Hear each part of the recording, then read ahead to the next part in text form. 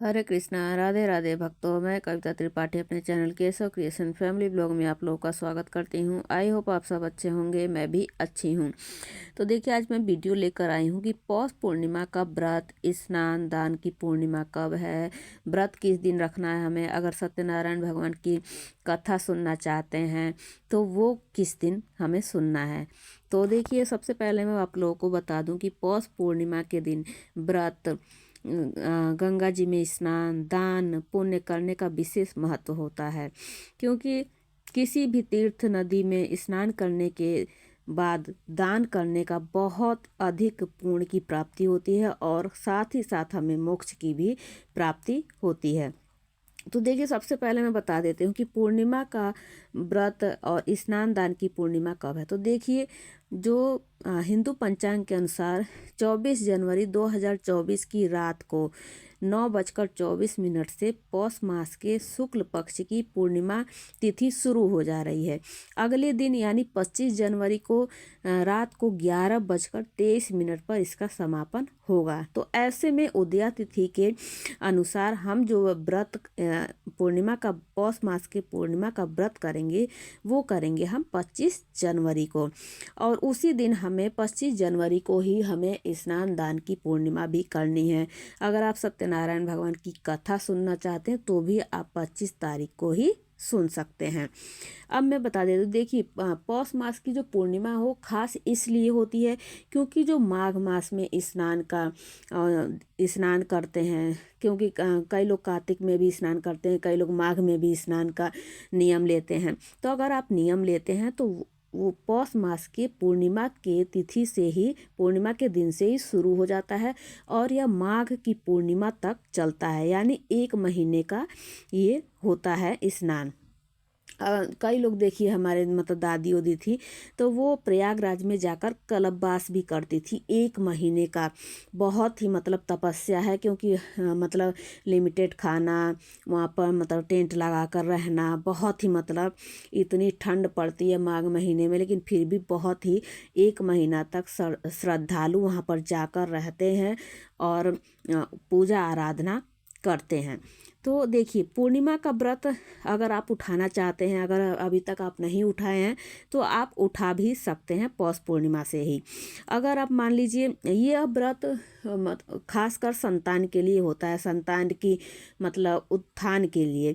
अगर मान लीजिए आपके जो भी मतलब पुत्र पुत्री, चाहे बेटा बेटी, अगर गलत रास्ते पर चले गए हैं, उनका पढ़ाई में मन नहीं लगता, संतान से संबंधित किसी भी समस्या का समाधान के लिए आपको पूर्णिमा का व्रत धारण करना चाहिए। इससे क्या होता है, हमारे और पूर्णिमा का व्रत हमें कम से कम 32 पूर्णिमा, अधिक से अधिक आप कर सकते हैं, लेकिन 32 पूर्णिमा का हमें व्रत, अगर आप व्रत शुरू करना चाहते हैं तो आपको संकल्प लेना चाहिए कि 32 पूर्णिमा का व्रत मैं करूँगा, करूँगी। ऐसा नियम लेकर, संकल्प लेकर आपको व्रत करना चाहिए। और देखिए, मतलब पौष पूर्णिमा जो है उस दिन आपको क्या क्या करना चाहिए, चंद्रोदय का समय क्या है, वो सब भी मैं आप लोगों को वीडियो में बताऊंगी, तो बने रहिएगा मेरे वीडियो में। तो देखिए, सबसे पहले मैं बता देती हूँ कि चंद्रोदय का समय क्या है। तो चंद्रोदय का जो समय है वो 25 जनवरी को शाम को करीब मतलब 5:29 पर होगा, यानी 5:30 बजे के आसपास आप चंद्रदेव को अर्घ भी दे सकते हैं।